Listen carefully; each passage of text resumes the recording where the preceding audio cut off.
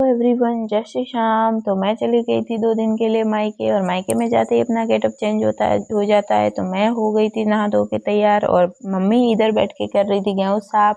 और बाहर जाके मैंने देखा छोटा भाई बैठा था, और उधर पापा रुई कूट रहे थे।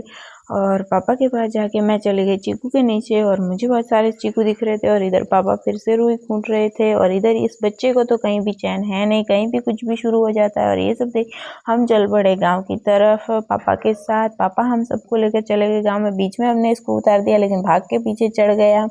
और फिर और आ गए थे हम हॉस्पिटल दी को लेके, क्योंकि दी को आ रहा था 2 दिन से बुखार। और फिर दी को सुला दिया बेड पे और कर दिया बोतल चालू।